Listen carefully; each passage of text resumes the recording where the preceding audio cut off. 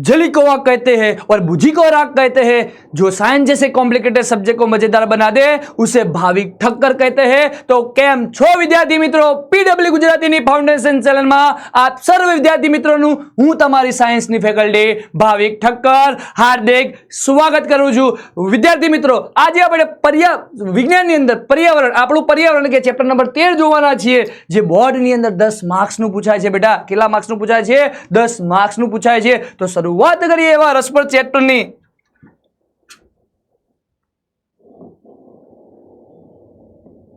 આજે આપણે શું જોઈશું?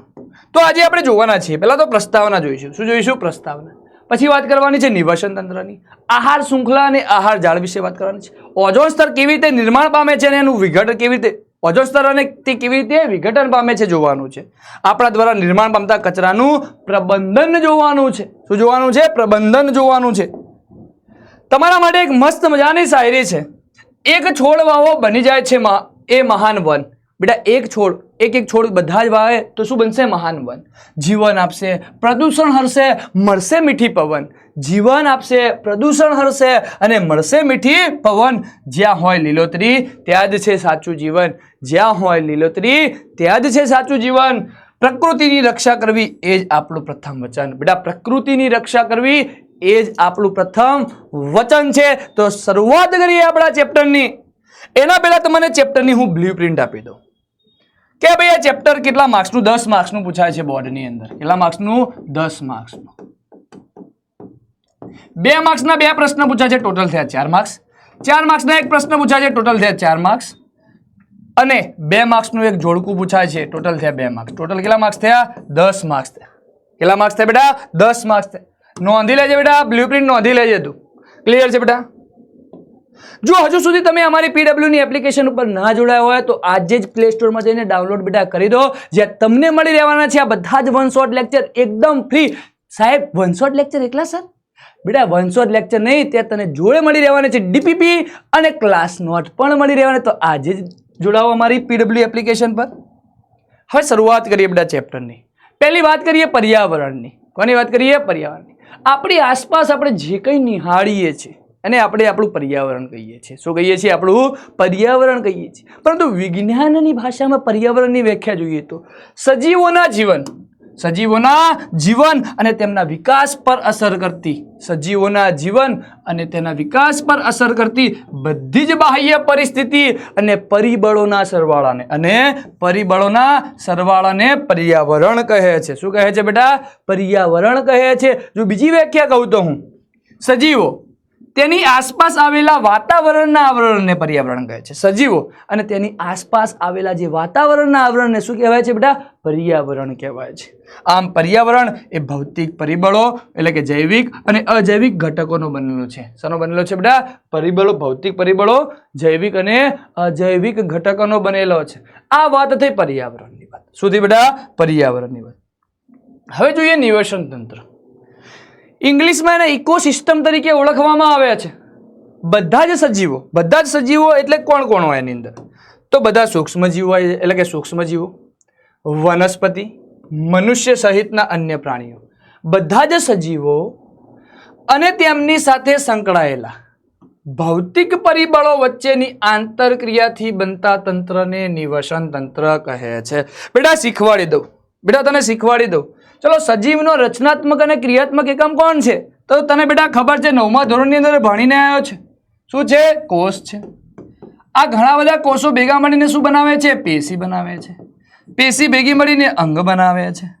આ ઘણા બધા અંગો ભેગા મળીને શું બનાવે છે? અંગતંત્ર બનાવે છે। અને આ અંગતંત્ર ભેગા મળીને શું બનાવે છે? સજીવ બનાવે છે। બેટા આ સજીવ છે, જે આ સજીવ છે એ કેવો ઘટક છે? તો નિવાસન તંત્રની અંદર રહેલા બધા જ જીવંત સજીવોને જૈવિક ઘટકો કહેવાય। તો આ સજીવ કેવો ઘટક થયો? જૈવિક ઘટક। કેવો થયો બેટા? જૈવિક ઘટક। કેવો ઘટક થયો બેટા? જૈવિક ઘટક। આ જૈવિક ઘટક એ અજૈવિક ઘટક સાથે, અજૈવિક ઘટક જૈવિક ઘટક સાથે આંતરક્રિયા કરે છે, પરસ્પર તાદાત્મ્ય સાધે છે અને શેની રચના કરે છે? નિવસન તંત્રની રચના કરે છે. શેની રચના કરે છે? નિવસન તંત્રની રચના કરે છે. તો બેટા હું એવું કહી શકું કે જે નિવસન તંત્ર છે શું છે? ઇકોસિસ્ટમ છે. આ નિવસન તંત્ર જૈવિક અને અજૈવિક ઘટકોનું બનેલું હશે. શાનું બનેલું હશે? જૈવિક અને અજૈવિક ઘટકોનું બનેલું હશે. બેટા હું કહી શકું કે ના કહી શકું બેટા કે જે નિવસન તંત્ર છે એ શાનું બનેલું છે? જૈવિક અને અજૈવિક ઘટક. બેટા જૈવિક એટલે જે નિવસન તંત્રની અંદર રહેલા બધા જ સજીવ ઘટકો અને અજૈવિક ઘટક એટલે નિવસન તંત્રની અંદર રહેલા બધા નિર્જીવ ઘટકો. ક્લિયર છે? આ અજૈવિક ઘટકો તરીકે આગળ બેટા શીખવાડીશ. ભૌતિક ઘટકો હોય તાપમાન, ભેજ, હવા. ક્લિયર છે બેટા? ક્લિયર છે? હવે જોઈએ આપણે વ્યાખ્યા જોઈએ, બીજી વ્યાખ્યા જોઈએ. હવે બીજી વ્યાખ્યા જોઈએ. જૈવિક ઘટકો અને તેમની સાથે સંકળાયેલા ભૌતિક પરિસર વચ્ચેની આંતરક્રિયાથી બનતા તંત્રને નિવસન તંત્ર કહે છે. એટલે કે જે જૈવિક ઘટકો છે અને તેની સાથે સંકળાયેલા જે ભૌતિક પરિસર વચ્ચેની આંતરક્રિયાથી બનતા તંત્રને શું કહેવાય છે? નિવસન તંત્ર કહેવાય છે. ઇંગ્લિશમાં એને ઇકોસિસ્ટમ કહેવાય છે. બેટા ક્લિયર છે? બેટા તને સમજાવી દીધું આખું નિવસન તંત્ર. હવે વાત કરીએ આપણે નિવસન તંત્રના પ્રકારો. તો નિવસન તંત્રના બે જ પ્રકાર છે. એક કુદરતી નિવસન તંત્ર જેને નૈસર્ગિક નિવસન તંત્ર તરીકે ઓળખવામાં આવે છે. બીજું છે બેટા કૃત્રિમ નિવસન તંત્ર જેને માનવ સર્જિત નિવસન તંત્ર તરીકે ઓળખવામાં આવે છે. હવે કુદરતી નિવસન તંત્રને વસવાટને આધારે બે ભાગમાં વહેંચવામાં આવ્યા છે. એક સ્થળજ અને બીજું છે જલજ. સ્થળજની અંદર કોણ આવશે? તો તૃણભૂમિ આવશે, રણ આવશે અને જંગલ આવશે. જ્યારે જલજના પાછા બે પ્રકાર પડે છે. એક મીઠા પાણીનું અને એક ખારા પાણીનું. ખારા પાણીનું તમને ખબર છે કોણ છે? દરિયો. કોણ છે ભાઈ? દરિયો. જ્યારે મીઠા પાણીનું નદી, કુવા, તળાવ, સરોવર વગેરે શું છે? મીઠા પાણીનું. શું છે બેટા? મીઠા પાણીનું. હવે આગળ વાત કરીએ કૃત્રિમ નિવસન તંત્ર, તો માનવ સર્જિત. કોણ છે ભાઈ? માછલી ઘર, ખેતર, વાડી અને બગીચો. બગીચો. શું છે બેટા? બગીચો. બેટા ક્લિયર છે? જે માનવ સર્જિત છે, જે કૃત્રિમ નિવસન તંત્ર છે. ઘણા બધાના તમે ઘેર જતા હશો તો ઘણા બધા વ્યક્તિઓના ઘેર માછલી ઘર હોય છે બેટા. બરાબર છે? તો એ કૃત્રિમ નિવસન તંત્ર છે, આર્ટિફિશિયલી છે. ક્લિયર છે બેટા? જોઈ લો અહીંયા સ્થળ જ અહીંયા આવેલું છે કે ભાઈ રણભૂમિ છે. આ શું છે? જંગલ છે. જલજની વાત કરીએ તો આ દરિયાઈ નિવસન તંત્ર છે. દરિયાઈ છે એટલે કે મીઠા પાણીનું છે અને ખારા પાણીનું છે. અને આ શું છે? મીઠા પાણીનું નિવસન તંત્ર છે. શું છે? મીઠા પાણીનું. ક્લિયર છે? ક્લિયર છે બેટા? ડન છે. કૃત્રિમની વાત કરીએ તો આ બગીચો છે. બગીચો ના કહેતા, બગીચો છે. અને બીજું શું છે ભાઈ? માછલી ઘર છે. શું છે? માછલી ઘર છે. તો આ કૃત્રિમ નિવસન તંત્રના હતા. આગળ આપણે જોયા સ્થળજ અને જલજના ઉદાહરણો હતા. ક્લિયર છે બેટા? ડન છે. હવે નિવસન તંત્રની વિશિષ્ટતાઓ જોઈએ. શું છે એની વિશિષ્ટતાઓ? તો નિવસન તંત્ર કદમાં નાનું કે મોટું હોઈ શકે છે. આગળ જો વાત કરીએ તો આપણે મોટાની વાત આવી એટલે વાત કરીએ કે જે દરિયાઈ નિવસન તંત્ર છે, દરિયાઈ નિવસન તંત્ર સૌથી મોટું નિવસન તંત્ર છે. સૌથી મોટામાં મોટું નિવસન તંત્ર છે. કયું? તો દરિયાઈ નિવસન તંત્ર. એ દરિયાઈ નિવસન તંત્ર સૌથી મોટું નિવસન તંત્ર છે. બેટા ક્લિયર છે? ડન છે બેટા કે જે આ દરિયાઈ નિવસન તંત્ર છે એ સૌથી મોટું નિવસન તંત્ર છે. ભાઈ દરેક નિવસન તંત્ર વિશિષ્ટ બંધારણ ધરાવે છે અને ચોક્કસ કાર્ય કરે છે. દરેક વિશિષ્ટ બંધારણ ધરાવે છે અને ચોક્કસ કાર્ય કરે છે. દરેક નિવસન તંત્ર અન્ય નિવસન તંત્ર સાથે ભળી જાય છે. દરેક નિવસન તંત્ર એ બીજા અન્ય નિવસન તંત્ર સાથે શું થાય છે? ભળી જાય છે બેટા. ક્લિયર છે? જો તમે હજુ સુધી અમારી વોટ્સઅપ ચેનલમાં ના જોડાયા હોય, જેની લિંક નીચે આપેલી છે, તો આજે જ જોડાઈ જાઓ, કેમ કે તમને ત્યાં મળી રહેવાના છે આ ચેપ્ટરના મોસ્ટ ટાઈપિંગ પ્રશ્નો. તો બેટા જેની લિંક નીચે આપેલી છે તો આજે જ ક્લિક કરીને જોડાઓ અમારી વોટ્સઅપ ચેનલમાં. હવે તમારા માટે એક પ્રશ્ન છે બેટા, ફટાફટ નિવસન તંત્ર કઈ આંતરક્રિયાથી બનેલું તંત્રનું બનેલું છે? કઈ આંતરક્રિયા તંત્રનું બનેલું છે બેટા? કઈ આંતરક્રિયાથી બનેલું તંત્ર છે? કઈ આંતરક્રિયાથી બનેલું તંત્ર છે? ચલો ભાઈ ફટાફટ આન્સર આપો. ફટાફટ મારી સાથે કોમેન્ટ કરો બેટા આન્સર. શું આવશે? સજીવો અને તેમનું ભૌતિક પર્યાવરણ, જૈવિક અને અજૈવિક ઘટકો એટલે કે સજીવો અને તેમનું ભૌતિક પર્યાવરણ. બેટા ક્લિયર છે? ડન છે? તો આગળ જોઈએ આપણે. હવે જોઈએ નિવસન તંત્રના ઘટકો. તો નિવસન તંત્રના બે ઘટકો છે, એક જૈવિક ઘટકો અને એક અજૈવિક ઘટકો. જૈવિક ઘટકો એટલે નિવસન તંત્રમાં રહેલા બધા જ સજીવોનો સમાવેશ થાય છે અને અજૈવિક ઘટકો એટલે નિવસન તંત્રની અંદર રહેલા બધા જ નિર્જીવ સજીવોનો બરાબર છે સમાવેશ થાય છે. ક્લિયર છે બેટા? હવે આપણે વાત કરીએ તો જૈવિક ઘટક. તો જૈવિક ઘટક કોને કહેવાય? તો નિવસન તંત્રના બધા જ સજીવોનો સમાવેશ થાય છે.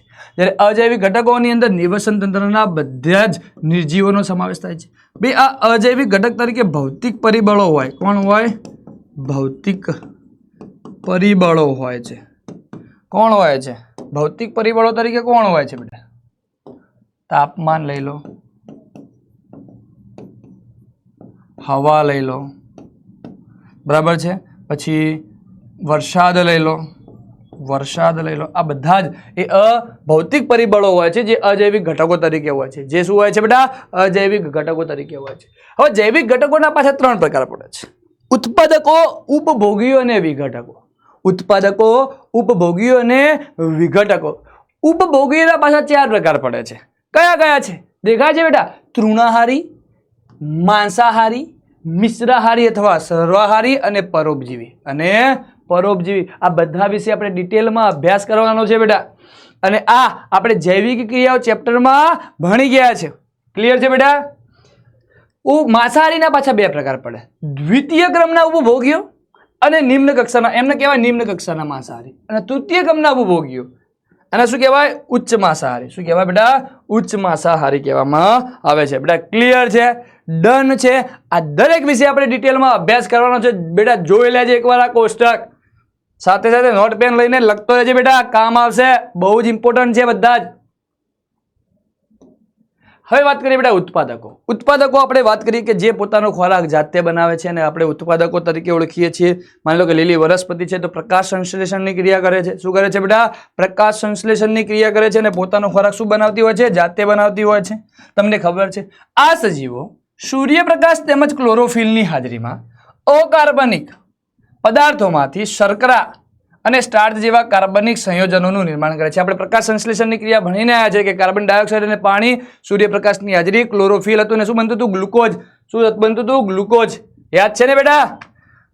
ઉદાહરણ જોઈએ તો કેટલાક પ્રકાશ સંશ્લેષી બેક્ટેરિયા, વિવિધ પ્રકારની લીલ શું છે? પોતાનો ખોરાક જાતે બનાવે છે બેટા. આ લીલ છે, બરાબર છે? આ વનસ્પતિ છે અને બધી જ લીલી વનસ્પતિ જે ઉત્પાદકો છે, જે પોતાનો ખોરાક જાતે બનાવે છે. શું બનાવે છે? પોતાનો ખોરાક જાતે બનાવે છે બેટા. હવે વાત કરીએ ઉપભોગીઓ. જે ઉત્પાદકોને ખાય ને ઉપભોગીઓ કહેવાય. યાદ રાખો, જે ઉત્પાદકોને ખાય ને ઉપભોગીઓ કહેવાય. ક્લિયર છે બેટા? જોઈએ, જે સજીવો ખોરાક માટે ઉત્પાદકો પર આધાર રાખતા હોય તેમને શું કહેવાય? ઉપભોગીઓ. શું કહેવાય બેટા? ઉપભોગીઓ. કોણ હોય? તો ક્લોરોફિલ વિહીન સજીવો અને વિષમપોષીઓ. તો આપણે વિષમપોષી જ છીએ. આપણે શું છીએ? વિષમપોષી. આપણે તો મિશ્રાહારીએ છીએ, સર્વાહારીએ છીએ. ચલો ક્લિયર છે બેટા? હવે વાત કરીએ ઉપભોગીઓના. આપણે ચાર પ્રકાર જોવાના: તૃણાહારી, માંસાહારી, સર્વાહારી અથવા મિશ્રાહારી. અને ચોથું શું જોવાનું છે? પરોપજીવી. શું જોવાનું છે? પરોપજીવી. પહેલું જોઈએ તૃણાહારી. જો ભાઈ ગાય છે, શું કરે? કરે કે ના કરે ભાઈ? કરે કે ના કરે? તૃણાહારી પ્રાણીઓની વાત કરીએ. આ બાજુ ધ્યાન બેટા, આ બાજુ. હવે હસવાનું બંધ કરી દે, મને ખબર છે તું હસે છે બેટા. બંધ કરી દે હવે. આ બાજુ ધ્યાન બેટા. તૃણાહારીની વાત કરીએ. જે સજીવો ખોરાક માટે વનસ્પતિ કે તેની પેદાશો પર આધાર રાખે છે તેવા સજીવોને શું કહેવાય છે? તૃણાહારી. શું કહેવાય બેટા? તૃણાહારી કહેવાય. કોણ? ગાય, ભેંસ અને બકરી. હવે આગળ વાત કરીએ માંસાહારી. તમને ખબર છે ભાઈ કે માંસાહારી પ્રાણીઓ તો ખોરાક તરીકે કોનો ઉપયોગ કરતા હતા? માંસનો અથવા અન્ય પ્રાણીઓને મારી નાખશે, એમાંથી પોષણ મેળવશે, ભક્ષણ કરશે એમનું. તો માંસાહારીની વાત કરીએ, તેઓ અન્ય પ્રાણીઓનું ભક્ષણ કરીને ખોરાક મેળવે છે. શું કરે છે? અન્ય પ્રાણીઓનું ભક્ષણ, એમનો શિકાર કરીને શું મેળવે છે? ખોરાક મેળવે છે. ભાઈ એના બે પ્રકાર પડતા હતા. આપણે જોયું કે ભાઈ દ્વિતીય ક્રમના એટલે એ લખી દઈએ, એટલે બી લખી દઈએ. દ્વિતીય ક્રમના ઉપભોગીઓ અથવા એમને નિમ્ન માંસાહારી કહેવાય. અને તૃતીય ક્રમના ઉપભોગીઓ એમને શું કહેવાય? ઉચ્ચ માંસાહારી. આ જે દ્વિતીય ક્રમના ઉપભોગીઓ છે એ ખોરાક તરીકે તૃણાહારી પ્રાણીઓનું ભક્ષણ કરશે, જ્યારે આ તૃતીય ક્રમના ઉપભોગીઓ છે તે ખોરાક તરીકે માંસાહારી પ્રાણીઓનું ભક્ષણ કરશે. જુઓ બેટા, તેઓ તૃણાહારી પ્રાણીઓનું ભક્ષણ કરીને ખોરાક મેળવે છે. શું કરે છે? તૃણાહારી પ્રાણીઓનું ભક્ષણ કરીને ખોરાક મેળવે છે. માની લો અહીંયા તમે લખી શકો છો શિયાળ.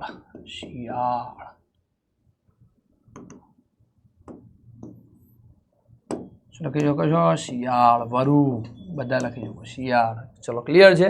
ઉદાહરણમાં લખી શકો છો તમે. અહીંયા વાત કરીએ તૃતીય ક્રમના ઉપભોગી કોને કહેવાય? તો તેઓ અન્ય માંસાહારી પ્રાણીઓનું ભક્ષણ કરીને ખોરાક મેળવે છે. કોણ? અન્ય માંસાહારી પ્રાણીઓનું ભક્ષણ કરીને ખોરાક મેળવે છે. શું કરે છે? ખોરાક મેળવે છે. ક્લિયર છે બેટા? આમાં તમે લખે તો સિંહ ને બધા લઈ શકો છો, બરાબર છે? વાઘ ને બધા. ક્લિયર છે? આ તું માંસાહારીની વાત થઈ. હવે ત્રીજી વાત કરીએ આપણે મિશ્રાહારી અથવા સર્વાહારી.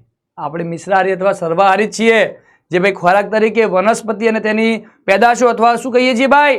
માંસ. શું કહીએ છીએ? માંસ. પ્રાણીઓ બંને પર આધાર રાખીએ છીએ.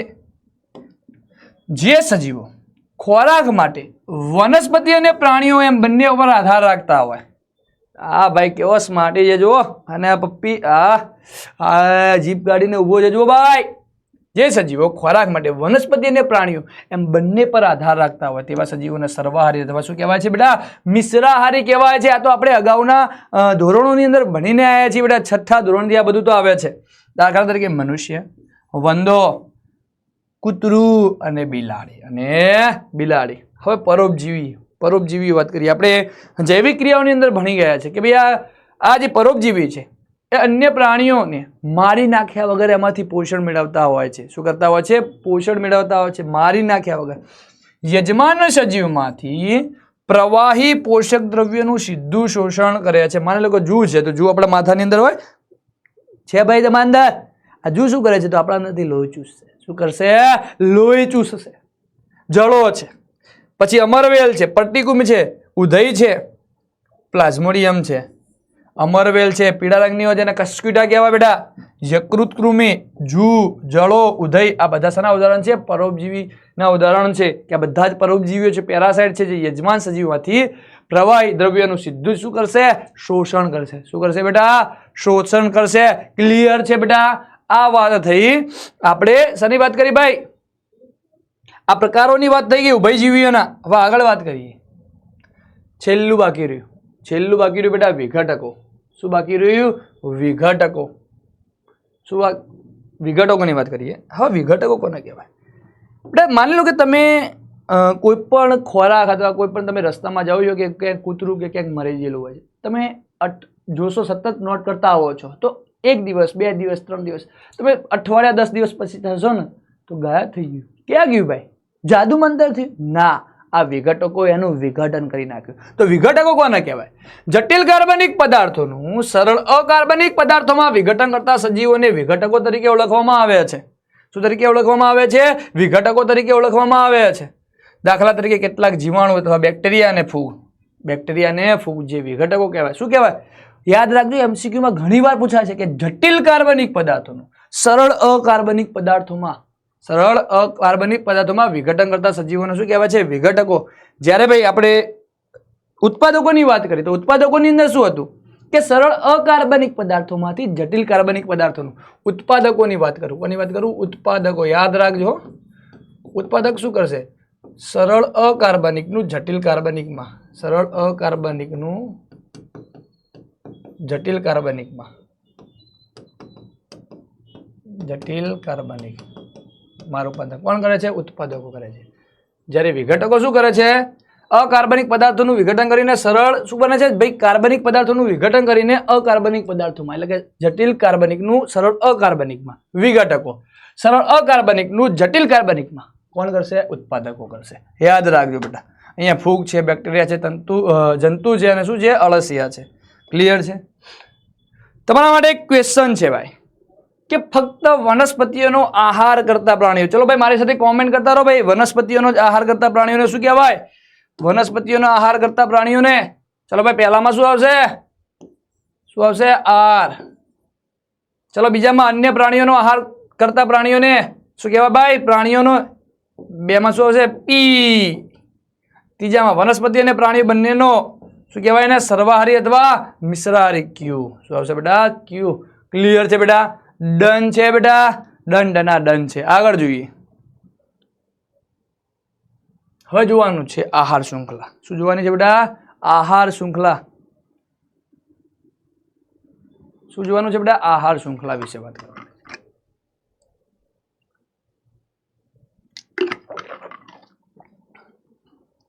એક વાત બેટા તને કહું, એક સ્ટોરી કહું કે એક ટાપુ હતું. આ ટાપુ પર નાના નાના માની લો કે તે આ ટાપુ પર તૃણહારી પ્રાણીઓ વસવાટ કરતા હતા. એક દિવસ એવું થયું ભાઈ કે ભાઈ તૃણહારી પ્રાણીઓની સંખ્યા લિમિટેડ હતી. એટલે કે માની લો કે લિમિટેડ સંખ્યા હતી. ત્યાં જે માંસાહારી પ્રાણીઓ છે એમને મૂકી દેવામાં આવ્યા. શું કરવામાં આવ્યા? મૂકી દેવામાં આવ્યા. હવે તૃણાહારી પ્રાણીઓની સંખ્યા તો લિમિટેડ હતી. માંસાહારી પ્રાણીઓને ખોરાક તરીકે શું જોઈએ? માંસ જોઈએ. તો થોડા દિવસો પછી, થોડા મહિનાઓ પછી તૃણાહારી પ્રાણીઓ તો શું થયા? લાભ થઈ ગયા. હવે માંસાહારી પ્રાણીઓ ખાશે શું? તૃણાહારી પ્રાણીઓ તો પૂરા થઈ ગયા. જેટલા હતા, છસલું હતું, હરણ હતું, તો માંસાહારી પ્રાણીઓ પણ શું થાય છે? મૃત્યુ પામી જાય છે. તો આ બેટા તમે સમજો છો કે એક આહાર ઝાડ, એ જે આહાર કળી છે, આહાર શૃંખલા જળવાઈ રહેવી જોઈએ છે કે ભાઈ તૃણાહારીને ભાઈ જે સૂર્યપ્રકાશમાંથી જે વનસ્પતિ છે એ પોતે પોતાનો ખોરાક જાતે બનાવે, એને ઉત્પાદક કહેવાય. એમાંથી તૃણાહારી ખાય, તૃણાહારીને માંસાહારી ખાય, માંસાહારીને ઉચ્ચ કક્ષાના માંસાહારી ખાય. આમ જે નિવસન તંત્રની અંદર જે રહેલા જે સજીવો છે એ ખોરાકની જરૂરિયાત માટે પરસ્પર એકબીજા પર આધારિત હોય છે. શું હોય છે? કહી શકાય કે ના કહી શકાય? તૃણાહારીને ભાઈ જો વનસ્પતિને કોણ ખાય? તૃણાહારી. તૃણાહારીને કોણ ખાશે? માંસાહારી. માંસાહારીને કોણ ખાય? ઉચ્ચ કક્ષાના માંસાહારી. બોલો ખાય કે ના ખાય? તો એવું હું કહી શકું કે ભાઈ નિવસન તંત્રની અંદર રહેલા જે સજીવો છે એ ખોરાકની જરૂરિયાત માટે પરસ્પર એકબીજા પર આધાર રાખે છે. બોલો કહી શકું કે ના કહી શકું? ચલો જોઈએ ભાઈ એવા આહાર શૃંખલા કે પોષક સ્તરની હું વાત કરું. નિવસન તંત્રના સજીવો તેમની ખોરાકની જરૂરિયાત માટે પરસ્પર એકબીજા પર આધાર રાખે છે. બોલો રાખે છે કે નહીં? સમજાયું કે ના સમજાયું? ક્રમિક રીતે ખોરાક માટે એકબીજા પર આધારિત સજીવો આહાર શૃંખલાની રચના કરે છે. આમ ખોરાક માટે જે આધારિત એકબીજા પર આધારિત જે સજીવો છે એ શેની રચના કરે છે? આહાર શૃંખલાની રચના કરે છે. આહાર શૃંખલા સામાન્ય રીતે 3 અથવા 4 ચરણની હોય છે. જો બેટા અહીંયા આપેલી છે. પહેલા છે મકાઈ. મકાઈને કોણ ખાય? ઉંદર. ઉંદરને કોણ ખાય? ઘુવડ. ઉંદરને સાપ પણ ખાય. ઉંદરને સાપ પણ ખાય, લખી શકાય છે. ગાજર છે. ગાજરને કોણ ખાય? સસલું. સસલાને શિયાળ. શિયાળને સિંહ ખાય છે. તો આ 4 શૃંખલાથી, 4 કડીની થઈ, બરાબર? 5 કડીની. ઘાસ. ઘાસને કોણ ખાશે? તીતીગોળો. તીતીગોળાને દેડકો. દેડકાને સાપ. સાપને ગરુડ. તો આ 5 કડીની થઈ. તો બેટા અહીંયા લખેલું છે કે આહાર શૃંખલા સામાન્ય 3 અથવા 4 ચરણની પણ હોઈ શકે છે, 5 ચરણની પણ હોઈ શકે છે. ક્લિયર છે બેટા? દેખાય છે તને અહીંયા? ક્લિયર છે? આહાર શૃંખલાના દરેક ચરણ, તબક્કો કે કડી પોષક સ્તરની રચના કરે છે. આ જે આહાર શૃંખલાનો દરેક જે ચરણ છે અથવા તબક્કો છે એ શેની રચના કરે છે ભાઈ? પોષક સ્તરની રચના કરે છે. બેટા તને પાછળ શીખવાડું કેવી રીતે કરે છે, તને પાછળ શીખવાડું બેટા. ક્લિયર છે? આહાર શૃંખલા ક્લિયર છે? હવે વાત કરું, પહેલા તને શીખવાડી દઉં. માની લો કે અહીંયા જ વાત કરું. ચલો, ઉત્પાદકોને જે ખાય ને ઉપભોગ્યો કહેવાય. બેટા યાદ રાખજો, ઉત્પાદકોને જે ખાય ને શું કહેવાય? ઉપભોગ્યો કહેવાય. ચલો, ઉત્પાદકો યાદ રાખો. જે ઉત્પાદકો છે એ પ્રથમ પોષક સ્તર રચશે. શું રચશે? પ્રથમ પોષક સ્તર. ચલો, ઉત્પાદકોને કોણ ખાય ભાઈ? તૃણાહારી. તો જે તૃણાહારી છે, તૃણાહારીને બીજું શું કહેવાય? પ્રાથમિક ઉપભોગ્યો. તૃણાહારી. શેની વાત કરું છું હું બેટા? તૃણાહારીની વાત કરું છું. તો આ જે તૃણાહારી હશે, તૃણાહારી, અહીંયા માંસાહારી લખી દઈએ. અહીંયા ઉચ્ચ કક્ષાના માંસાહારી. ઉચ્ચ કક્ષાના, બરાબર? માંસાહારી સમજી લેજો તમે. ઉચ્ચ કક્ષાના માંસાહારી. ક્લિયર છે બેટા? તો જે ઉત્પાદકો છે એ પ્રથમ પોષક સ્તર રચે છે. શું રચે છે? પ્રથમ પોષક સ્તર. હવે પ્રાથમિક ઉપભોગ્યો છે એટલે કે તૃણાહારીઓ છે. ઉત્પાદકોને કોણ ખાશે? તો તૃણાહારીઓ ખાશે. ઘાસ એટલે કે ઘાસ કે વનસ્પતિ કોણ ખાશે? તૃણાહારી. એને પ્રાથમિક ઉપભોગ્યો કહેવાય, કેમ કે પહેલા જ છે. તો આ તૃણાહારીઓ દ્વિતીય પોષક સ્તર રચે છે. શું રચે છે? દ્વિતીય પોષક સ્તર રચે છે. જ્યારે આ દ્વિતીય ઉપભોગ્યો છે એટલે કે માંસાહારી છે એ તૃતીય પોષક સ્તર રચશે.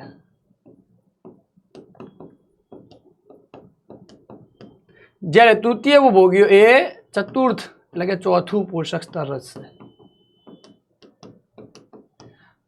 ઘણી વાર બેટા પૂછાય છે. 4 ચાંદ તો લગાવી દે, 5 સ્ટાર મારી દે, 5 સ્ટાર લઈ ગયો, 5 સ્ટાર મારી દે. કેવી રીતે? તો આ 2 માર્ક્સના જોડકાની અંદર પૂછાય છે કે ઉત્પાદકો કયું પોષક સ્તર હશે? તો પ્રથમ પ્રાથમિક ઉપભોગ્ય, જો પ્રાથમિક તો દ્વિતીય, દ્વિતીય ઉપભોગ્ય તો તૃતીય, +1 કરવાના, તૃતીય ઉપભોગ્ય તો ચતુર્થ, આવી રીતે +1 કરવાના. બેટા યાદ રાખજે બેટા કે ભાઈ આ જે દરેક તબક્કો અથવા જે છે એ કડી એ પોષક સ્તરનું નિર્માણ કરે છે આહાર શૃંખલાની અંદર. શેની અંદર?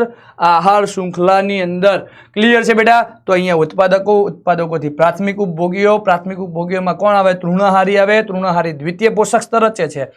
દ્વિતીય ઉપભોગીઓ એટલે કે માંસાહારી આવે જે તૃતીય પોષક સ્તર રચે છે, અને ઉચ્ચ કક્ષાના એટલે કે તૃતીય ઉપભોગીઓ એટલે કે ઉચ્ચ કક્ષાના માંસાહારીઓ છે એ ચતુર્થ પોષક સ્તર રચે છે. બેટા ઘણી વાર MCQમાં પૂછાય છે અને શેમાં પૂછાય છે? જોડકામાં પૂછાય છે. જોડકા જોડોમાં પૂછાય છે. જોડકા જોડોની અંદર પૂછાય છે. બેટા અવારનવાર પૂછાય છે. બેટા યાદ રાખી લેજે. સ્વયંપોષી, જો બેટા સ્વયંપોષી એટલે કે વનસ્પતિ અથવા ઉત્પાદકો, શું કહેવાય? ઉત્પાદકો પ્રથમ પોષક સ્તર બનાવે છે. બેટા કહ્યું કે ના કહ્યું? કયું પોષક સ્તર બનાવે છે? પ્રથમ. એ જ લખેલું છે અહીંયા. અને સૌર ઉર્જાનું સ્થાપન કરીને વિષમપોષીઓ અથવા ઉપભોગીઓ માટે પ્રાપ્ય બનાવે છે. વિષમપોષીઓ અથવા ઉપભોગીઓ માટે શું બનાવે છે? પ્રાપ્ય બનાવે છે. ઉત્પાદકોને ખાઈને ઉપભોગીઓ કહેવાય. યાદ રાખજે બેટા. તૃણાહારીઓ, તૃણાહારીઓ અથવા પ્રાથમિક ઉપભોગીઓ દ્વિતીય પોષક સ્તર બનાવે છે. જો બેટા તૃણાહારીઓ અથવા પ્રાથમિક ઉપભોગીઓ કયું બનાવે છે? દ્વિતીય પોષક સ્તર. હવે ખ્યાલ આવી ગયો બેટા તને?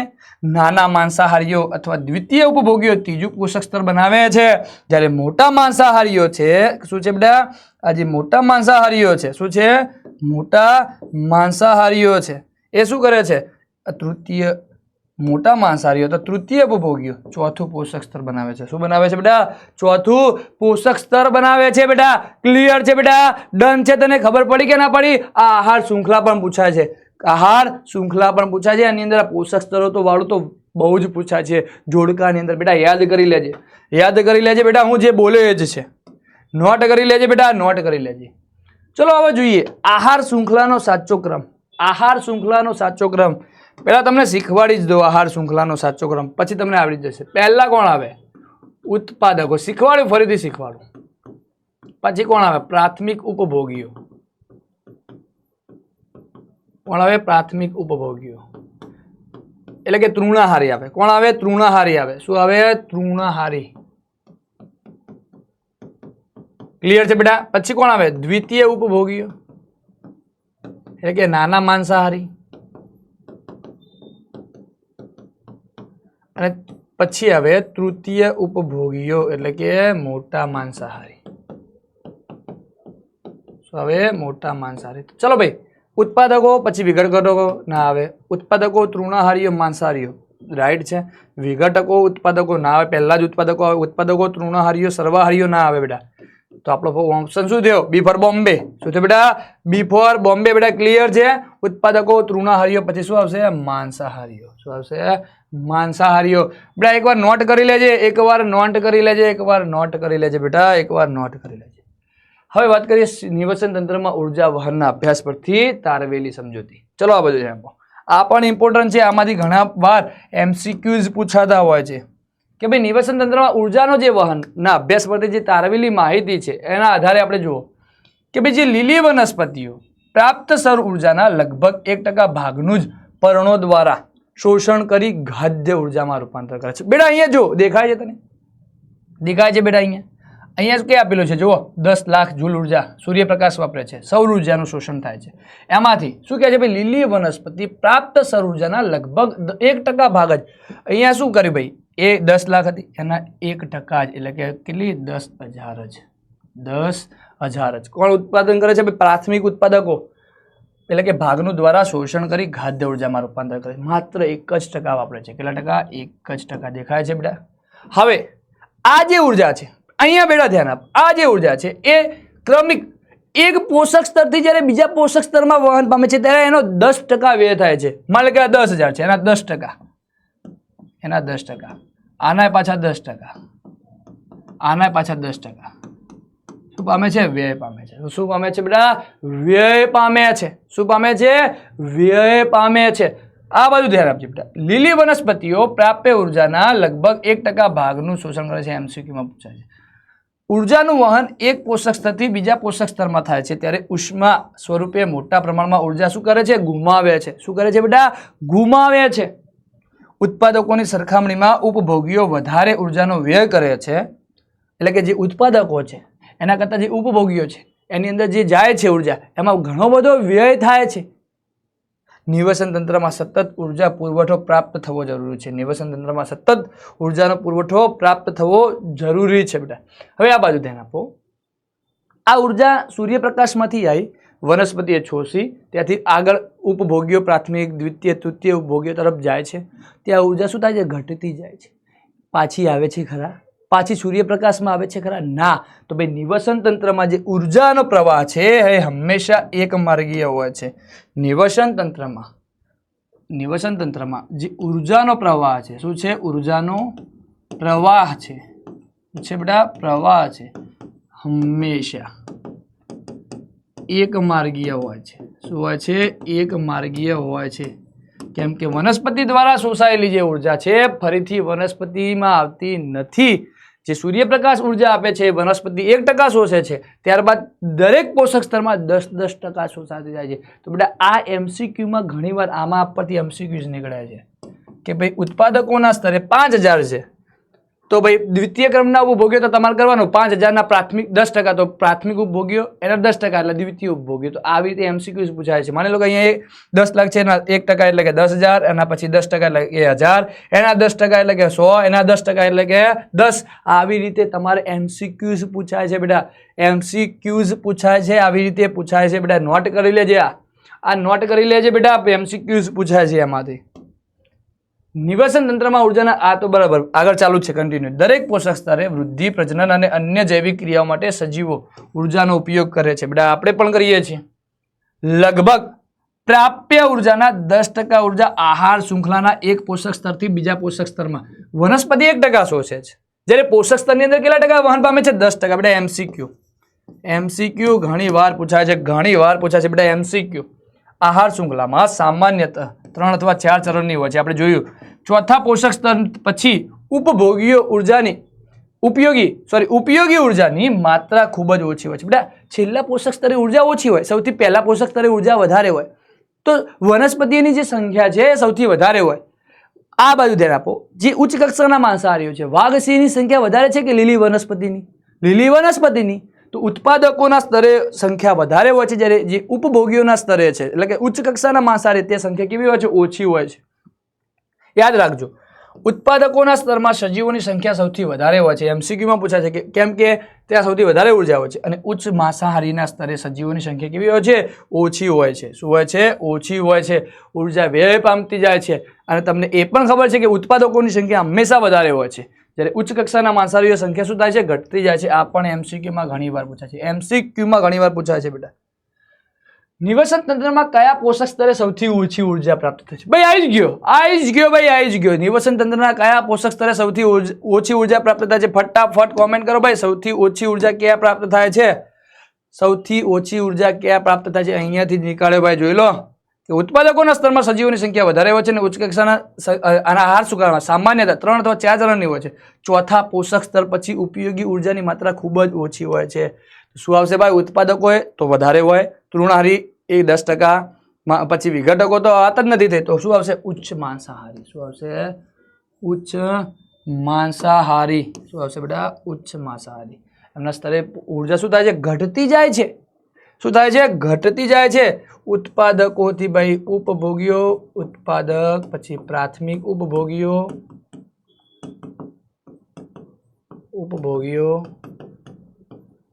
પછી ત્યાંથી દ્વિતીય અને તૃતીય ઉપભોગીઓ. અહીંયાથી ઉત્પાદકોએ કેટલી શોષી? 10 ભાઈ 1%. એનાથી આગળ ટ્રાન્સફર કેટલી થશે? 10%. આગળ કેટલી ટ્રાન્સફર થશે? 10%. કેટલી થશે બેટા? અહીંયાથી કેટલી થશે? 10%. 10% થાય છે. કેટલા ટકા થાય છે? 10% ટ્રાન્સપોર્ટ થતી જાય છે તો ઘટતી જાય છે. છેલ્લે જે આવશે ત્યાં સુધી શું થશે? ઘટતી જશે બેટા. શું થશે? ઘટતી જશે. હવે વાત કરીએ આહાર. આહાર જાળની વાત કરીએ. હવે આ બાજુ ધ્યાન આપજો. આહાર જાળ કોને કહેવાય? પહેલા તેની વ્યાખ્યા સમજીએ કે જે નિવસન તંત્રમાં જે સજીવોના જે આહાર સંબંધો છે, નિવસન તંત્રની અંદર સજીવોના જે આહાર સંબંધો છે એ સીધી શૃંખલા સ્વરૂપે સમજાવી શકાતા નથી. શું? નિવસન તંત્રમાં આપણે પહેલા વાત કરીએ. નિવસન તંત્રમાં શું? નિવસન તંત્રમાં પ્રાણીઓ વચ્ચેના આહાર સંબંધો સીધી શૃંખલા સ્વરૂપે સમજાવી શકાતા નથી. શું બેટા? સીધી શૃંખલા સ્વરૂપે સમજાવ. જો અહીંયા જાડી જાડી છે, સમજાવો, આખું ડિટેલમાં સમજાવું તમને, આખું બધું જ ડિટેલમાં સમજાવું કે ભાઈ નિવસન તંત્રમાં પ્રાણીઓ વચ્ચેના જે આહાર સંબંધો છે, અથવા કુદરતમાં પણ લખી શકો પ્રાણીઓ વચ્ચેના જે આહાર સંબંધો છે એ સીધી શૃંખલા સ્વરૂપે સમજાવી શકાતા નથી. દરેક નિવસન તંત્ર એ નિશ્ચિત આહાર શૃંખલા ધરાવે છે. માની લો કે દરિયાઈ નિવસન તંત્ર લઈએ તો ત્યાં દરિયાઈ નિવસન તંત્રની આખી શૃંખલા બને છે. પ્લવકો હોય, લીલ હોય, બરાબર છે. ત્યાંના જે દરિયાઈ જીવજંતુ હોય, નાની માછલીઓ અને મોટી માછલીઓ ખાય તો એ અલગ નિવસન તંત્ર છે. માની લો કે રણભૂમિ છે તો તેનું અલગ નિવસન તંત્ર છે. સ્થળજનું અલગ નિવસન તંત્ર છે. તો દરેકના અલગ અલગ નિવસન તંત્ર હોય છે. તેમાં ભાગ લેનારા સજીવો અન્ય નિવસન તંત્રની આહાર શૃંખલાના સજીવો સાથે પણ સંકળાયેલા હોય છે. એવું જરૂરી નથી કે ભાઈ એક નિવસન તંત્રના રહેલો જે સજીવ છે એ બીજી નિવસન તંત્રની જે શૃંખલા છે, આહાર શૃંખલા, એના સાથે ના સંકળાયેલો હોય, એવું જરૂરી નથી બેટા. નિવસન તંત્રની આહાર શૃંખલાઓ સ્વતંત્ર ન રહેતા પરસ્પર સંકળાઈને જાળા જેવી રચના બનાવે છે, જેને આહાર જાળ કહે છે. ફરીથી બેટા કે ભાઈ કુદરતમાં અથવા નિવસન તંત્રમાં પણ લખી શકો, કુદરતમાં પ્રાણીઓ વચ્ચેના જે આહાર સંબંધો છે એ સીધી શૃંખલા સ્વરૂપે સમજાવી શકાતા નથી. દરેક નિવસન તંત્ર એ નિશ્ચિત આહાર શૃંખલા ધરાવે છે. મેં કીધું દરિયાઈ નિવસન તંત્રની અલગ શૃંખલા હોય, પછી સ્થળ રણભૂમિની અલગ હોય, તૃણભૂમિ અલગ હોય, દરેક અલગ અલગ હોય. તેમાં ભાગ લેનારા સજીવો અન્ય નિવસન તંત્રની આહાર શૃંખલાના સજીવો સાથે પણ સંકળાયેલા હોય છે. એટલે કે દરિયાઈ નિવસન તંત્ર વાળું છે એ સ્થળજ નિવસન તંત્ર સાથે પણ સંકળાયેલો હોય છે સજીવ. તો નિવસન તંત્રની આહાર શૃંખલાઓ સ્વતંત્ર રહેતી નથી. તો શું થાય છે? પરસ્પર સંકળાઈને જાળા જેવી રચના બનાવે છે, જેને શું કહે છે? આહાર જાળ કહે છે. એને ઇંગ્લિશમાં ફૂડ વેબ કહેવાય. શું કહેવાય બેટા? ફૂડ વેબ કહેવાય. કેવી રીતે તમને સમજાવું? કેવી રીતે સમજાવું? અહીંયા આ બધું ધ્યાન આપો. આ આહાર જાળની વાત કરું. અહીંયા ઘાસ છે. ઘાસને કોણ ખાય છે? તીતી ગોળો ખાય છે. કોણ ખાય છે? તીતી ગોળો ખાય છે.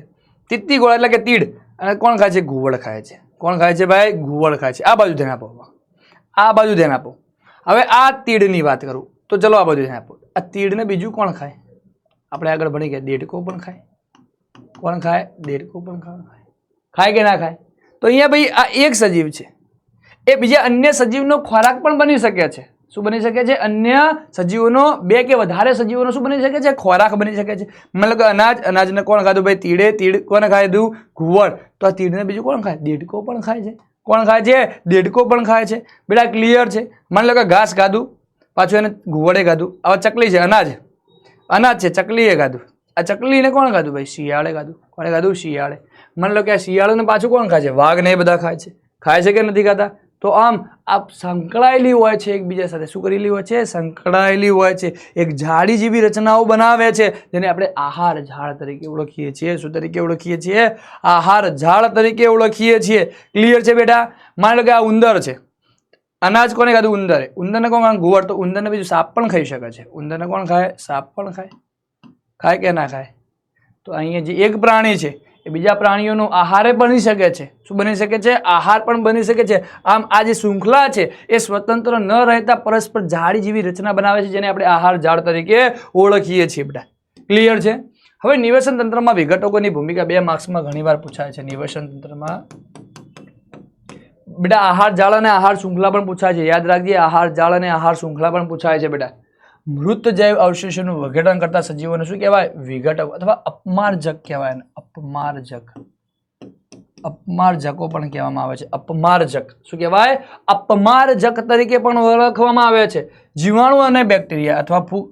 જીવાણુ એટલે કે બેક્ટેરિયા અને ફૂગ જેવા સૂક્ષ્મ જીવોને વિઘટકો તરીકે ઓળખીએ છીએ. શું કહેવાય? ડીકમ્પોઝર. બરાબર છે? આ વિઘટકો જટિલ કાર્બનિક પદાર્થોનું સરળ અકાર્બનિક પદાર્થમાં વિઘટન કરે છે. ભાઈ ઘણીવાર એમસીક્યુમાં પૂછાય છે વિઘટકો જટિલ કાર્બનિક પદાર્થોનું સરળ અકાર્બનિક, એટલે કે ભાઈ જે કાર્બોદિત ને પ્રોટીન જે જટિલ અણુઓ છે એનું શું કરશે? સરળ અકાર્બનિક પદાર્થોમાં શું કરે છે? વિઘટન કરે છે. આ ઘટકો ભૂમિમાં ભળે છે અને પાછું શું થાય છે? વનસ્પતિઓ દ્વારા પુનઃ ઉપયોગમાં લેવામાં આવે છે. શું કરવામાં આવે છે? ઉપયોગમાં લેવામાં આવે છે. વિઘટકો એટલે ખબર પડી ગઈ બેટા કે જે મૃત જૈવ અવશેષોનું શું કરે છે? વિઘટન. એમને વિઘટકો તરીકે ઓળખવામાં આવે છે. સજીવો એટલે કે જીવાણુ અને ફૂગ અથવા બેક્ટેરિયા કહીએ જે એવા સૂક્ષ્મજીવો વિઘટકો તરીકે વર્તે છે. આ વિઘટકો જટિલ કાર્બનિક પદાર્થોનું શું કરે છે? જટિલ કાર્બનિક પદાર્થોનું સરળ અકાર્બનિક પદાર્થમાં વિઘટન કરે છે. આ ઘટકો શું કરે છે? ભૂમિમાં ભળી જાય છે અને વનસ્પતિઓ દ્વારા પુનઃ ઉપયોગમાં લેવામાં આવે છે. 2 માર્ક્સમાં ઘણીવાર પૂછાય છે બેટા, ઘણીવાર પૂછાય છે. હવે જૈવિક વિશાલનની વાત કરીએ. જૈવિક વિશાલન સમજીએ પહેલા તમને 2 પ્રકારના કચરાના 2 પ્રકાર સમજાવું વિઘટનને આધારે. એક જૈવ વિઘટનીય કચરો અને જૈવ અવિઘટનીય કચરો. જે કચરાનું વિઘટન જૈવિક ક્રિયાઓ દ્વારા થાય અને જૈવ વિઘટનીય કચરો કહેવાય. આગળ ભણાવીશ તમને. અને જે કચરાનું વિઘટન જૈવિક ક્રિયાઓ દ્વારા ના થાય તેને જૈવ અવિઘટનીય કહેવાય. માની લો કે કાગળ, તો કાગળનું જૈવ વિઘટનીય કચરો કહેવાય, કેમ કે એનું જૈવિક ક્રિયા દ્વારા વિઘટન થઈ જાય છે. જ્યારે પ્લાસ્ટિક છે, ધાતુ છે, પોલિથીન છે, એનું કચરા જે છે એનું વિઘટન થતું નથી, તો એને જૈવ અવિઘટનીય પદાર્થ કહેવાય. શું કહેવાય? જૈવ અવિઘટનીય પદાર્થ કહેવાય. હવે વાત કરીએ જૈવિક વિશાલનની. હવે શું વાત કરીએ આપણે? જૈવિક વિશાલનની. આ પણ પૂછાય છે. આહાર શૃંખલા દ્વારા ઉર્જા અને પોષક દ્રવ્યો ક્રમશઃ ઉપલા પોષક સ્તરમાં વહન પામે છે. તમને ખબર છે ભાઈ કે આહાર શૃંખલાની અંદર માની લો કે વનસ્પતિ છે એ ભાઈ સૌર ઉર્જાનું કેટલા ટકા? 1% લેશે. એના પછી 10% ઉપરલા પોષક સ્તરમાં, એનાથી 10% ઉપરલા પોષક સ્તરમાં, એનાથી 10% ઉપરલા પોષક સ્તરમાં ઉર્જાનું વહન થાય છે. આપણે આગળ જોઈને આહાર શૃંખલા દ્વારા ઉર્જા અને પોષક દ્રવ્યો ક્રમશઃ ઉપલા પોષક સ્તરમાં વહન પામે છે. તેમાં જો કોઈ જૈવ અવિઘટનીય પદાર્થ એટલે કે જેનું વિઘટન ન કરી શકાય એવો પદાર્થ પ્રવેશ કરે તો ઉપરના પોષક સ્તરમાં વધારે ને વધારે સંગ્રહ પામે છે. કેમ કે ઉપર જવાનો છે. શું જવાનું છે? આ જૈવ વિઘટન. કેમ કે એનું વિઘટન જ થવાનું નથી, તો એ શું થાય? ઉપરના ઉપર વધતું જ જશે, આગળ જતું જશે, સંગ્રહ પામતો જેને શું કહેવાય છે? જૈવિક વિશાલન કહેવાય છે. શું કહેવાય છે? જૈવિક વિશાલન કહેવાય છે. ફરીથી કે આહાર શૃંખલામાં ઉર્જા અને પોષક દ્રવ્યો ક્રમશઃ ઉપરલા પોષક સ્તરમાં વહન પામે છે. તેમાં જો કોઈ જૈવ અવિઘટનીય પદાર્થ પ્રવેશ કરે તો ઉપરલા સ્તરમાં ક્રમશઃ સંગ્રહ પામે છે, જેને શું કહેવાય? જૈવિક વિશાલન. ઉદાહરણ તરીકે કૃષિ એટલે કે જે ખેડૂત છે પાકને રોગ અને જંતુથી બચાવવા માટે શું કરે છે? રસાયણોનો છંટકાવ કરે છે, DDT ને બધે, બરાબર? તે પાકમાં અને ત્યાંથી તૃણાહારી અને ત્યાંથી માંસાહારીમાં પ્રવેશે છે. પાકથી પાણી દ્વારા જમીનમાં જશે, જમીન દ્વારા શું થશે? વનસ્પતિ એને શોષશે, એના તૃણાહારી પ્રાણીઓ, બરાબર? તૃણાહારી અને માંસાહારી પ્રાણીઓમાં પ્રવેશે છે, બરાબર છે? અને આ રસાયણોનું વિઘટન થતું નથી અને ઉપરના સ્તરમાં સંગ્રહ પામે છે. આ રસાયણોનું વિઘટન થતું જ નથી અને એ ક્રમશઃ ઉપરલા સ્તરમાં શું પામે છે? સંગ્રહ પામે છે, જેને આપણે શું કહીએ છીએ? જૈવિક વિશાલન તરીકે ઓળખીએ છીએ. શું તરીકે ઓળખીએ છીએ બેટા? જૈવિક વિશાલન તરીકે ઓળખીએ છીએ. ઓઝોનનું નિર્માણ અને તેનું વિઘટન. ભાઈ બાકા જીકી બોલાવી દેવાની છે આજે તો. પેલા આપણે એને જેટલા સ્ટાર મારવા એટલા મારી દો. ઓલ ટાઈમ ફેવરેટ છે, ઓલ ટાઈમ ફેવરેટ છે મારો, ઓલ ટાઈમ ફેવરેટ છે. ભાઈ તમને ખબર છે અવારનવાર આપણે હવે એર કન્ડિશનરો અને રેફ્રિજરેટરો વધી રહ્યા છે, જેના કારણે આપણા ઓઝોન સ્તરની અંદર ગાબડું પડી રહ્યું છે. હવે તમે ઘણી જગ્યાએ સાંભળ્યું હશે, જેના કારણે અનેક પ્રકારની કેન્સર અને બીમારીઓ થાય છે. મોતિયો છે, ત્વચાનું કેન્સર છે, આંખોમાં ચળ આવવી, આ બધા જ થાય છે. તો પહેલા તો આ ઓઝોન સ્તરનું નિર્માણ કેવી રીતે થાય છે? તો ઓઝોન સ્તર પહેલા તો આવેલું ક્યાં હોય છે? તો ઓઝોન સ્તર એ પૃથ્વીનું જે આવરણ છે ત્યાં સ્ટ્રેટોસ્ફિયરની અંદર આવેલું હોય છે. ઓઝોનનું સ્તર વાતાવરણના ઉપરના સ્તર ક્યાં આવેલું હોય છે? ભાઈ સ્ટ્રેટોસ્ફિયરની અંદર આવેલું હોય છે. ઓઝોન એ ઓક્સિજનના 3 પરમાણુ, ઓઝોનનું સૂત્ર, અણુસૂત્ર તમને ખબર છે કે ભાઈ ઓઝોન એ ઓક્સિજનના એટલે કે O3 એ ઓક્સિજનના 3 પરમાણુઓથી બનેલું હોય છે. O3 એટલે કે ઓઝોનનું જે સૂત્ર છે, બરાબર? O3 એ ઓક્સિજનના 3 પરમાણુઓથી બનેલું હોય છે. આ ઓક્સિજનનો એક પરમાણુ કહેવાય, આ ઓક્સિજનનો બીજો કહેવાય પરમાણુ, આ ત્રીજો. ખબર છે ભાઈ? આના O3 કહેવાય. અને ખબર છે કે પરમાણુ ભેગા મળીને અણુ બનાવે છે. પરમાણુ ભેગા મળીને શું બનાવે છે બેટા? અણુ બનાવે છે. હવે વાત કરીએ પહેલા તો કેવી રીતે એનું નિર્માણ થાય છે, પછી વાંચીએ. પહેલા તો નિર્માણ જોઈએ, આ બધું ધ્યાન. પહેલું સ્ટેપ શું થાય છે? તો પહેલા શું થશે? આ ઓક્સિજન છે, આ ઓક્સિજન એ યુવી એટલે કે પારજાંબલી લાઇટની અંદર તૂટશે અને ઓક્સિજનના 2 સ્વતંત્ર પરમાણુ બનાવી દેશે. શું બનાવશે બેટા? ઓક્સિજનના 2 સ્વતંત્ર પરમાણુ બની જશે. કોની હાજરીમાં તૂટશે? યુવી એટલે કે પારજાંબલી કિરણોની હાજરીમાં. બરાબર છે. હવે શું થશે? આ ઓક્સિજનના 2 સ્વતંત્ર પરમાણુ બન્યા. શું બન્યા? ઓક્સિજનના 2 સ્વતંત્ર પરમાણુ. આમાંથી ઓક્સિજનનો એક પરમાણુ એ ઓક્સિજનના એક અણુ સાથે સંયોજાઈ અને ઓઝોન બનાવે છે. શું બનાવશે બેટા? ઓક્સિજનનો એક અણુ સાથે ઓક્સિજનનો એક પરમાણુ જોડાઈને શું બનાવે છે? ઓઝોન બનાવે છે. શું બનાવે છે બેટા? ઓઝોન બનાવે છે. તો બેટા ઘણી વાર પૂછાય છે, અવારનવાર પૂછાય છે. દેખ બેટા અહીંયા જો કે પહેલું સ્ટેપ શું છે? તો યુવી પ્રકાશ જે છે એ ઓક્સિજનના અણુનું શું કરશે? ઓક્સિજનના પરમાણુમાં વિઘટન કરી દેશે.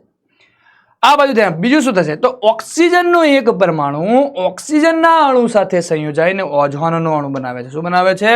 ઓઝોનનો અણુ બનાવે છે. O3 બનાવે છે. શું બનાવે છે બેટા? O3 બનાવે છે. આ O2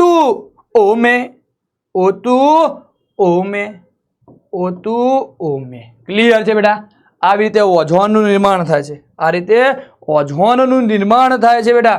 હવે જોઈએ કે ઊંચી ઉર્જાવાળા પારજાંબલી વિકિરણો ઓક્સિજનના અણુનું વિઘટન કરી સ્વતંત્ર ઓક્સિજન પરમાણુ બનાવે છે. શું બનાવે છે? સ્વતંત્ર ઓક્સિજન પરમાણુ બનાવે છે.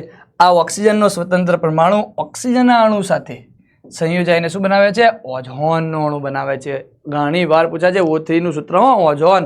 O3 જોઈ લો ભાઈ. O2 શું થશે ભાઈ? યુવી વિકિરણો ઓક્સિજનના 2 સ્વતંત્ર પરમાણુ. અહીંયા લખવું હોય તો લખી શકાય. ઓક્સિજનના 2 સ્વતંત્ર પરમાણુ. ઓક્સિજનના 2 સ્વતંત્ર પરમાણુ લખી શકાય બેટા. લખી શકાય બેટા. લખી શકાય. અહીંયા ઓક્સિજનનો એક પરમાણુ, ઓક્સિજનનો એક અણુ.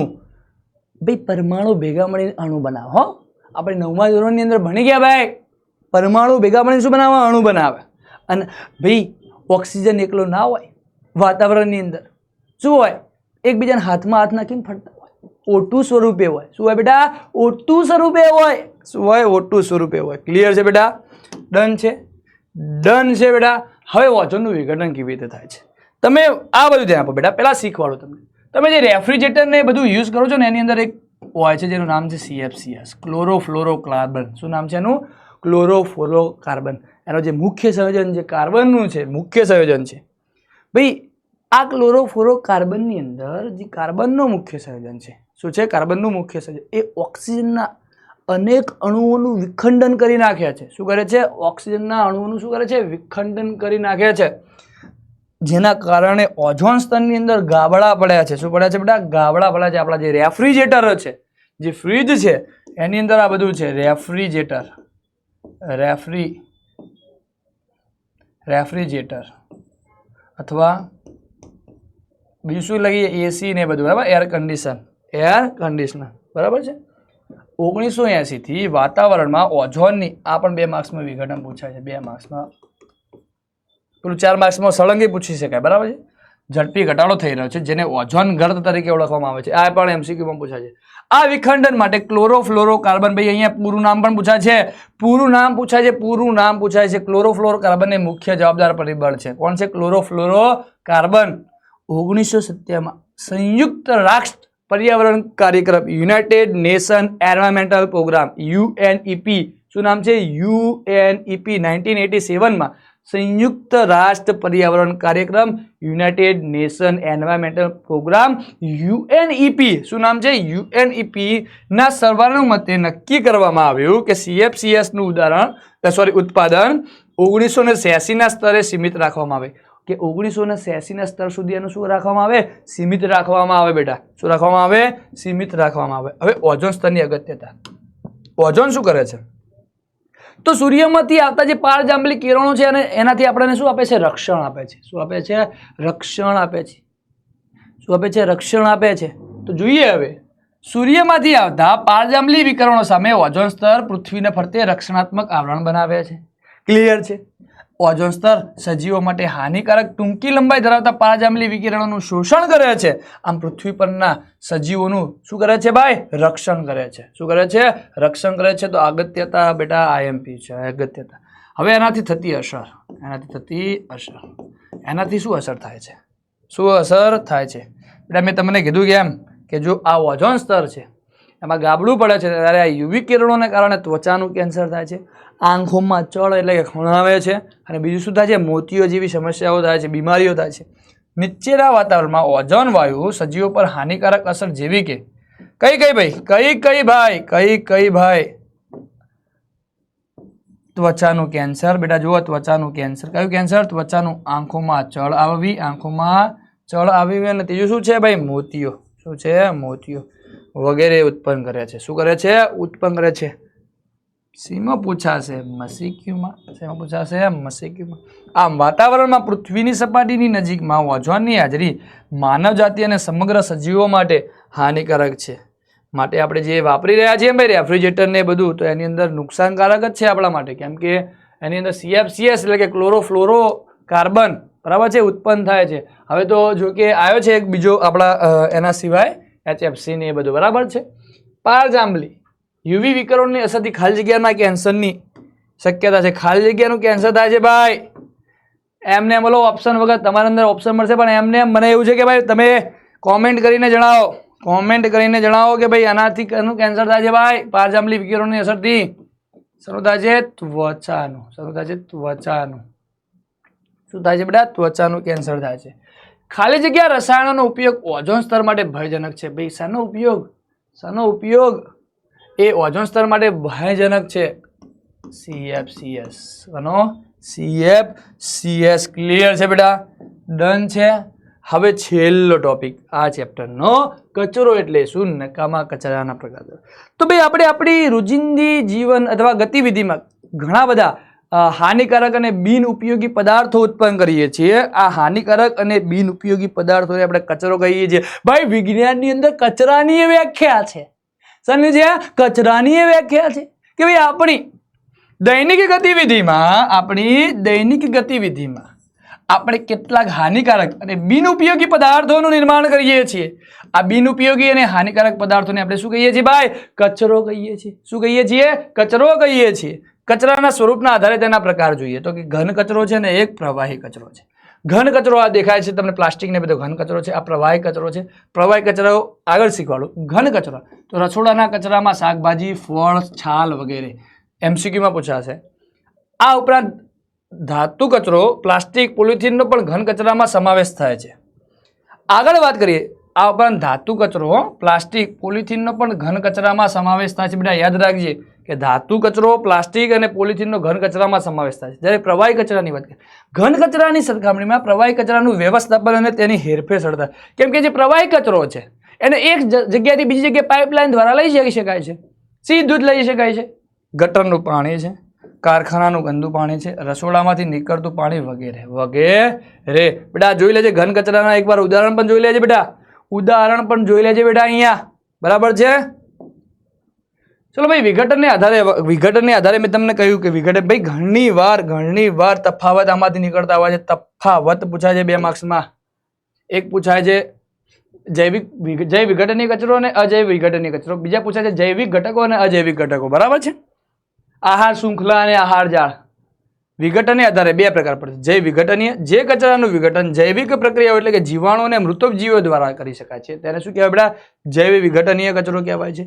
શાકભાજી છે, ફળ છે, કાગળ છે વગેરેને શું કહેવાય બેટા? જૈવ વિઘટનીય કચરો કહેવાય. અને જૈવ અવિઘટન, જે કચરાનું વિઘટન જૈવિક પ્રક્રિયાઓ એટલે કે જીવાણુ કે મૃતોપજીવીઓ દ્વારા કરી શકાય નહીં તેને શું કહેવાય? જૈવ અવિઘટનીય કચરો. કોણ હોય? તો પ્લાસ્ટિક, કાચ, ધાતુ, પોલિથીન વગેરે. ફરીથી પ્લાસ્ટિક, કાચ, ધાતુ અને પોલિથીન. તો આ વાત થઈ વિઘટનને આધારે. શું થાય બેટા? વિઘટનને આધારે. નીચેનામાંથી જૈવિક રીતે વિઘટન પામતા કચરા. ભાઈ જૈવ વિઘટનીય કચરો. ચલો જૈવ વિઘટનીય કચરાનું ઉદાહરણ આપો ભાઈ ફટાફટ. કોમેન્ટ કરો, આન્સર કોમેન્ટ કરો ભાઈ. ફટાફટ આન્સર કોમેન્ટ કરો. ચલો ભાઈ ધાતુ ના, પ્લાસ્ટિક ના, કાચ ના, જૈવ વિઘટન એ શાકભાજી. શું આવશે બેટા? શાકભાજી અથવા ફળ. શું આવશે? શાકભાજી અથવા ફળ. એ ફોર અમેરિકા બેટા. એ ફોર અમેરિકા. નીચેનામાંથી જૈવિક રીતે વિઘટન એટલે કે જૈવ અવિઘટનીય જૈવિક રીતે વિઘટન ન પામતા કચરાનું ઉદાહરણ. જૈવિક રીતે વિઘટન ન પામતા એટલે કે જૈવ અવિઘટનીય. જૈવ અવિઘટનીય, ચલો ફળો તો જૈવ વિઘટનીય, શાકભાજી જૈવ વિઘટનીય, કાગળ જૈવ વિઘટનીય, વધુ કોણ પોલિથીન. પોલિથીન તો કે ભાઈ તમારા ગમે તેટલી પેઢીઓ હશે ને તો હું તો એમને એમ જ પડે રહીશ. તો બેટા જેમ બને એમ પોલિથીનનો ઉપયોગ ઓછો કરો, પોલિથીનનો ઉપયોગ કરવાનો ટાળો. બરાબર છે? ક્લિયર છે બેટા? ડન છે બેટા? જેથી કરીને પર્યાવરણને શુદ્ધ બની રહે બેટા આપણું. ચલો ઘરગથ્થુ કચરાનું વ્યવસ્થાપન. ઘરગથ્થુ કચરાનું વ્યવસ્થાપન માર દો ભાઈ, 5 સ્ટાર માર દો, 6 સ્ટાર. હજુ ભાઈ રહી જાય છે 7 સ્ટાર. 7 સ્ટાર, 7 સ્ટાર ભાઈ, 7 સ્ટાર, 7 સ્ટાર માર્યા છે ભાઈ. ઘરગથ્થુ કચરાનું વ્યવસ્થાપન જોઈએ. ચલો પહેલું જ પુનઃ ઉપયોગ કરી શકાય તેવા બાળોતી અથવા નેપી પેડ વાપરવા. જૂના કપડાં અને બૂટ ફેંકી ન દેતા દાનમાં આપવા. શું કરવા? દાનમાં આપતા. પુનઃ રિચાર્જ કરી શકાય તેવી બેટરી ખરીદવી. શું થાય ભાઈ? પુનઃ રિચાર્જ કરી શકાય એટલે કે ચાર્જિંગ કરી શકાય તેવી બેટરી ખરીદવી. જૂના કપડાં હવે આપણે જોઈએ છીએ ઘણી જગ્યાએ માનવતાની દિવાલ હોય છે બેટા, ખબર છે? ત્યાં ઉપયોગી જેને ઉપયોગી છે તો એ ત્યાં મૂકી આવવાના ને એ લઈ જાય બેટા. પુનઃ વપરાશમાં લઈ શકાય તેવી વસ્તુઓ ભરવાની થેલીઓ ખરીદવી. એટલે કે પુનઃ વપરાશમાં લઈ શકાય એવી વસ્તુ ભરવાની થેલી ખરીદવી. કાગળના ટુકડા કે કાગળની પાછળની બાજુનો પુનઃ ઉપયોગ કરવો. બેટા આપણે વિદ્યાર્થી તરીકે જો આપણે વાત કરું તો તમારે તો બેટા કાગળનો યોગ્ય ઉપયોગ કરવો કે એના માટે ઘણા બધા વૃક્ષો કપાય છે જેથી પર્યાવરણને નુકસાન પણ થાય છે. રેઝર અને પેન જેવી એકવાર ઉપયોગ કરી ફેંકી દેવાય તેવી વસ્તુઓ ખરીદવી નહીં. એટલે કે રેઝર અને પેન એકવાર ઉપયોગ કરી શકાય. આપણે અત્યારે પેન આવે છે રિફિલવાળી પણ આવે છે, એટલે કે બહારનું બોક્સ હોય અને અંદર રિફિલ બદલાઈ દેવાની, એવી પણ પેનો મળે છે. આમ આ પગલાં દ્વારા ક્રમશઃ ઘરગથ્થુ કચરાનું ઉત્પાદન ઘટાડી શકાય છે. આ તમે એનો ઉપયોગ કરશો. આ ઘરગથ્થા પગલાં દ્વારા ઘરગથ્થુ કચરાનું શું કરે છે? ઉત્પાદન ઘટાડી શકાય છે બેટા. ક્લિયર છે? ડન છે? ડન ડના ડન છે. ચલો બેટા, ઉંદર કયા પ્રકારનું ઉપભોગી છે? ઉંદર, ઉંદર ઉંદર ઉંદર કેવું છે ભાઈ? ઉંદર ચલો તૃણાહારી, માંસાહારી, સર્વાહારી કે વિઘટક? તૃણાહારી છે, સર્વાહારી, માંસાહારી છે, તો કોણ આવશે? સર્વાહારી. વિઘટક તો છે નહીં ભાઈ, વિઘટક તો છે નહીં, વિઘટક તો છે નહીં. તો શું આવશે? C for Chennai. શું આવશે ભાઈ? C for Chennai. આહાર શૃંખલામાં તૃતીય પોષક સ્તરે હંમેશા કયા પ્રાણી હોય? ચલો ભાઈ, તૃતીય પોષક સ્તરે, તૃતીય પોષક સ્તર, પ્રથમ પોષક સ્તર, દ્વિતીય અને તૃતીય પોષક સ્તર. પ્રથમ પોષક સ્તર કોણ બનાવશે? ઉત્પાદકો બનાવશે. દ્વિતીય પોષક સ્તર પ્રાથમિક ઉપભોગીઓ બનાવશે અને તૃતીય પોષક સ્તર દ્વિતીય ઉપભોગીઓ બનાવશે. એટલે કોણ હશે? માંસાહારીઓ હશે ભાઈ. કોણ હશે? માંસાહારીઓ હશે. માંસાહારીઓ હશે. માંસાહારીઓ હશે. અહીં આપેલું છે, આપેલું છે. શું આવશે? અરે ભાઈ શું થઈ ગયું? શું હશે ભાઈ? માંસાહારીઓ હશે. શું હશે? માંસાહારીઓ આવશે. શું આવશે? માંસાહારીઓ આવશે. ક્લિયર છે બેટા? ડન છે બેટા? ડન ડના ડન છે. નિવસન તંત્રના કયા પોષક સ્તરે સૌથી વધારે ઉર્જા પ્રાપ્ત? કયા પોષક સ્તરે સૌથી વધારે ઉર્જા પ્રાપ્ત? ઉત્પાદકોના સ્તરે. કયા સ્તરે? ઉત્પાદકોના સ્તરે. ભાવિક સર જોરદાર ચલાવ્યું છે, અમને તો બધું યાદ જ છે ને બેટા? છે કે નહીં? બોલ, છે કે નહીં? ઉત્પાદકોના સ્તરે સૌથી વધારે ઉર્જા હોય. શું હોય? ઉત્પાદકોના સ્તરે સૌથી વધારે ઉર્જા હોય. પછી તો 10% ઘટતી જાય છે. શું થાય છે? ઘટતી જાય છે.